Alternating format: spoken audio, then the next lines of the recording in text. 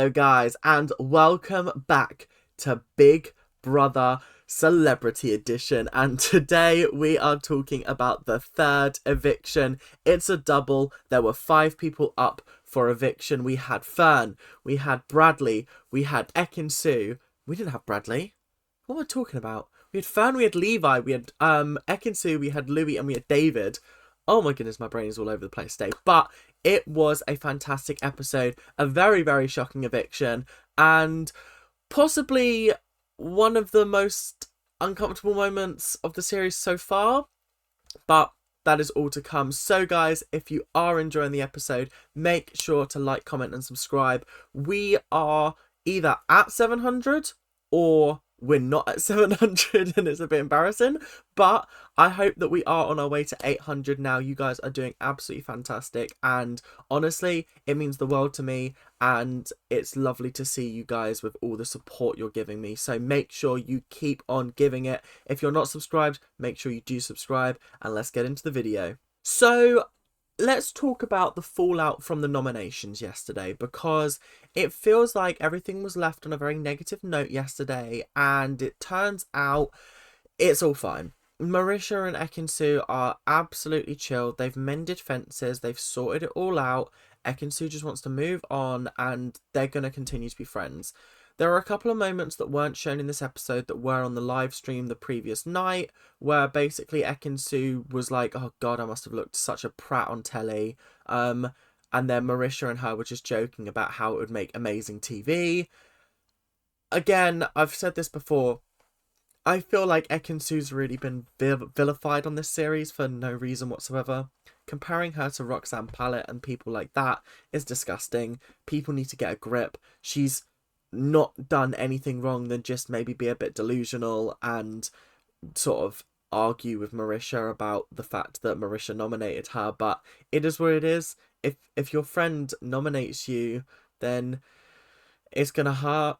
Whereas, like, I feel like people are also calling her a hypocrite for voting for Louie, and she actually did admit in this episode that she would have taken the vote for Louie back. She said that was misguided, and yeah, I feel like it's just one of those things that we've just got to move on from now, and everyone's just got to stop talking about it. It's a shame that it came to this, but it is what it is. Let's just hope she can heal now. So the main challenge of this episode was a podcast challenge, and I gotta say, I thought the podcast challenge was actually quite entertaining and interesting.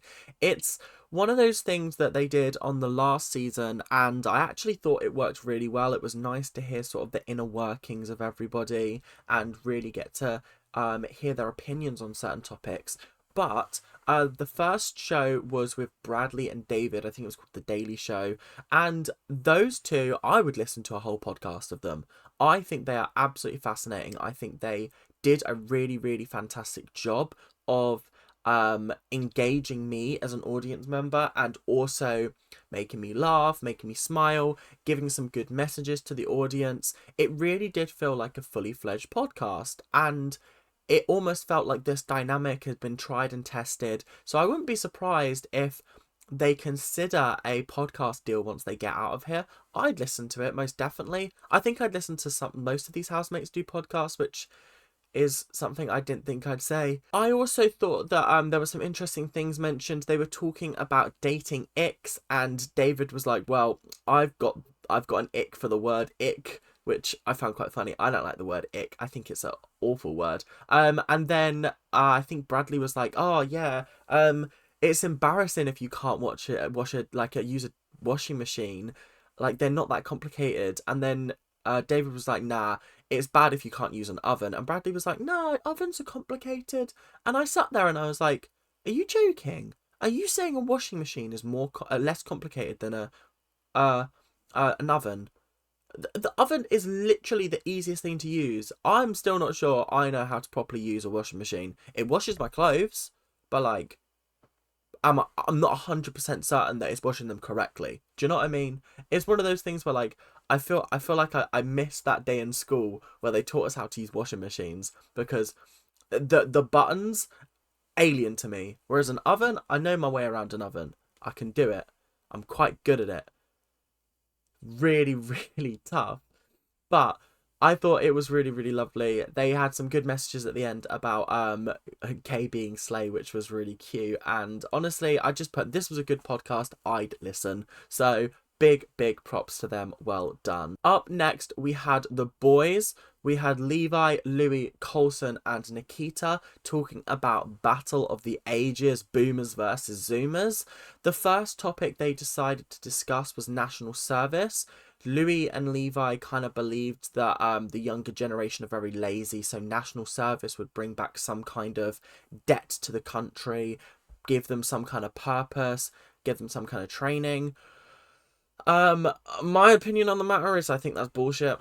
Personally, it's one of those things of like nowadays, like my generation is just constantly told you're never going to be able to afford a house. You're never going to be able to afford this because the country is in such a shit state at the moment that my generation just don't. Why should we bust our ass working when we're not even going to be able to afford anything anyway?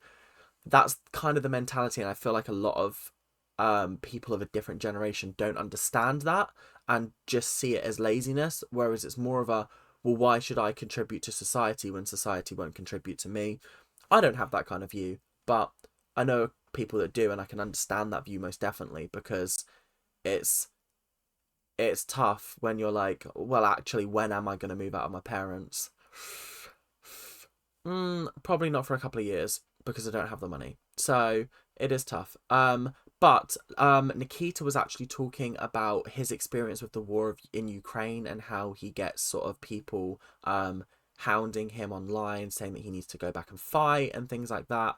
And he said he does his best with all the charities and things like that. It was actually really nice to learn more about Nikita. I've said before that I find him the most boring in the house just because I feel like we don't know anything about him other than he's on Strictly. He's nice. ... That's literally it. That's all I know. So it was nice to actually learn a little bit more about him, about his sort of culture, about sort of his view on things. Then we started to talk about cancel culture, always a hotly debated topic, and they were asked whether it threatens democracy, and everyone kind of agrees. Everyone did agree with it, and I thought that was actually fair enough because I feel like cancel culture is one of those things where rightfully so people should get cancelled, but then there are some situations where is it actually that deep? It's like, it's almost like, I know she hasn't been cancelled, but it's almost like the hate train on Ekin Su. Was it necessary for what she did in the house? No, it wasn't. It really wasn't, considering she got the same amount of hate as Louis and a similar amount of hate to like Paul, Dylan, Chanel, Jenkin, Tom, the Vile Five from the previous series. Just feels weird to me because she's not actually done anything wrong. Yeah. Anyway, moving on. They then started talking about different words and whether Levi and Louis knew what they meant. And the words were like leng, ghosting, glow up. And then there was a whole conversation after the podcast where Nikita was worried he'd got cancelled because he'd used the word wagwan, and Levi was like, no, it's not offensive to me, but like some people might find it offensive. And then Nikita just got himself worked up over the fact that he might have offended people. And I think my opinion on that is like, I was saying to my friends, like, I don't think I would have taken it as far as Nikita. I think I would have been like, is it offensive? And heard Levi go, it's not offensive to me, but it might be offensive to others. And I'd have been like, okay, fair enough. I just won't use it anymore. That's chill because I don't want to offend people. But like the constant apologizing and repeating the fact that like he was, oh, I didn't know, like, yeah, okay, that's fine, just move on. You didn't know.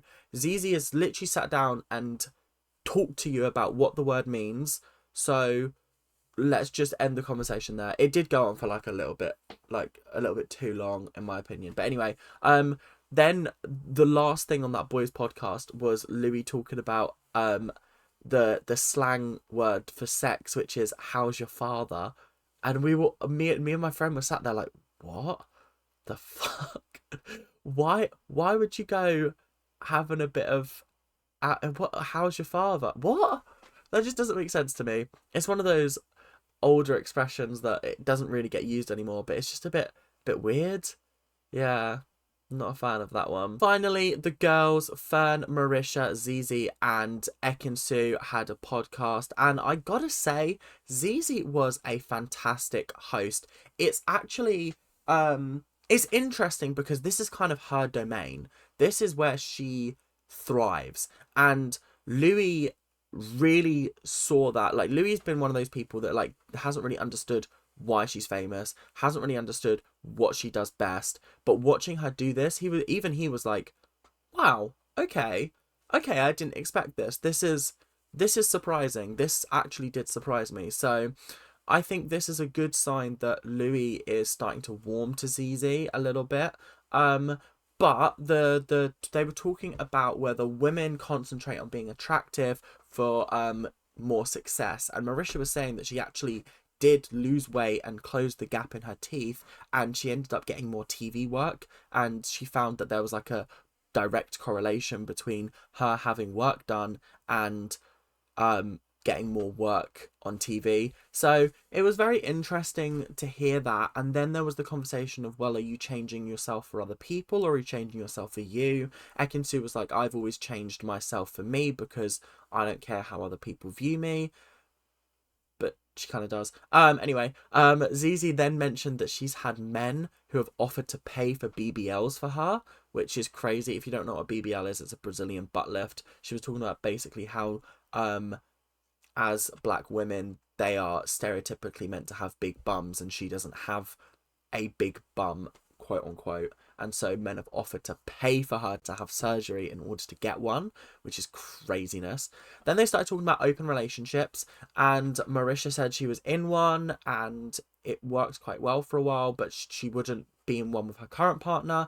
And then Zizi was like, oh, I want 2 threesomes a year, one for my birthday, one for his birthday. And I was like, that's absolutely crazy. It was actually really, really nice to hear Zizi talk a little bit more about her personal life. We've heard her speak a lot about sort of what's the sort of like I'm trying to think of like the word for it, but sort of social issues, but we haven't actually heard her speak about her own life and her own experiences. So it was really, really nice to hear about that. And then obviously, because David and Zizi were voted the best podcasters, they won a pamper session and a sleepover in Sharon's old room. First of all, hope they changed the sheets. Second of all, how funny. I bet they did. Did they even know that that was Sharon's old room? They must have, surely. Surely they must have gone in there at some point.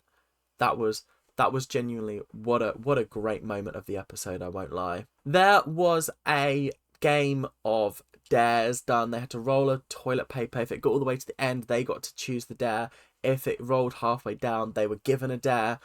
Bradley had to do an interpretive dance of shitting himself, but the queue to the toilet is too full. And I gotta say, it was absolutely hysterical. He did an absolutely fabulous job of that. Ekin-Su then made Louie twerk, which was probably one of the most unsightly things I've ever seen. Ever. It was so hysterical and so funny that I think I fell on the floor in a fit of laughter. It was too much. It was too much. And then we had David crawling seductively over the table. He did it fantastically. It was absolutely dreadful is what it was. But it was also absolutely hysterical. And then we had Fern being wrapped up in toilet paper, which was weird. And then last but not least, Louie was dared to sing You Raise Me Up. He didn't know the words. He knew, you raise me up.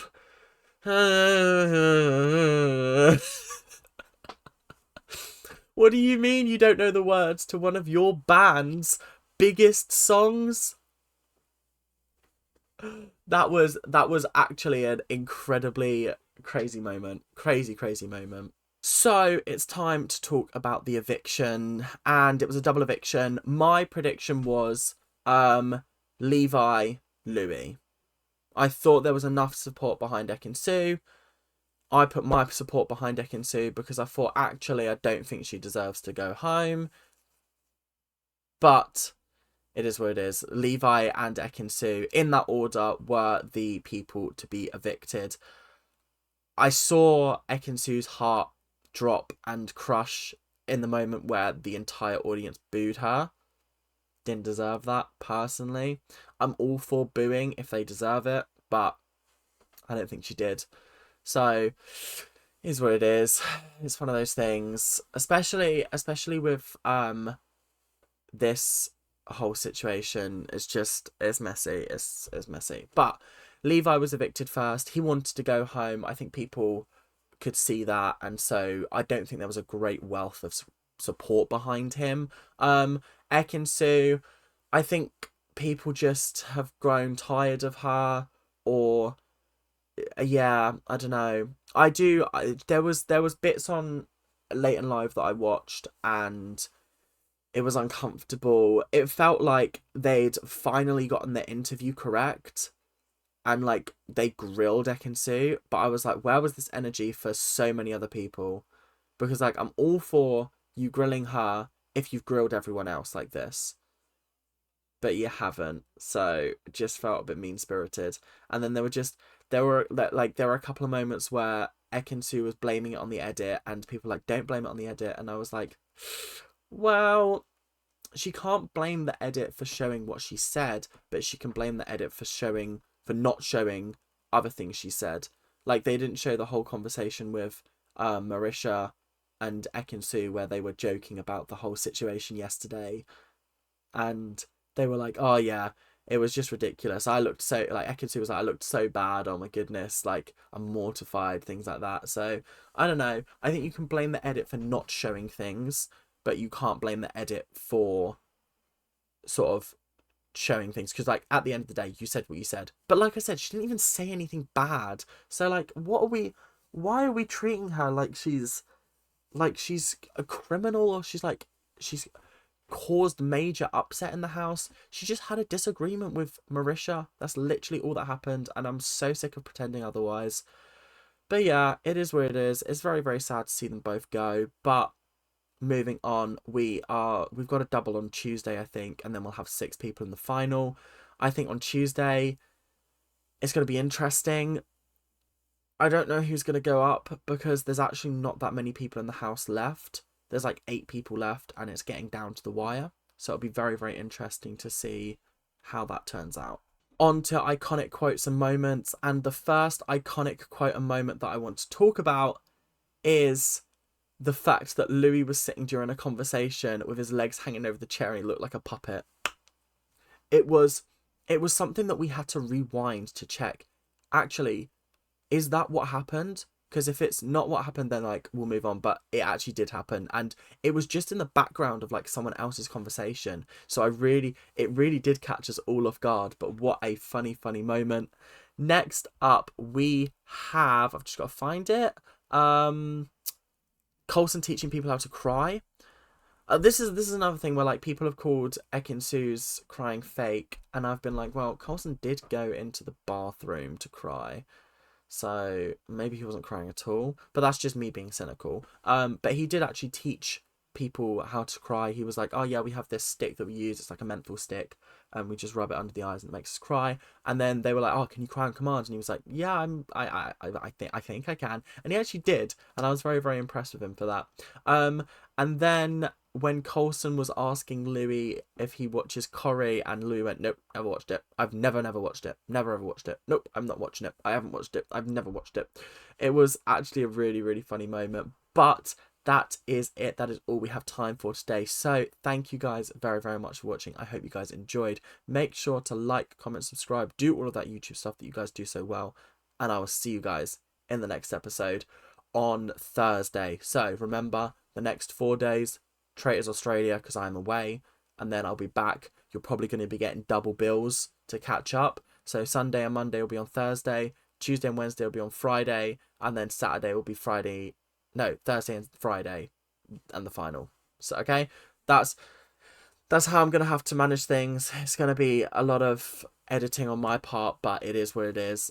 I've chosen to go away. and Big Brother chose to put it on these days. So brilliant. Thanks, guys. I will see you guys later. Keep on ranting. Bye now.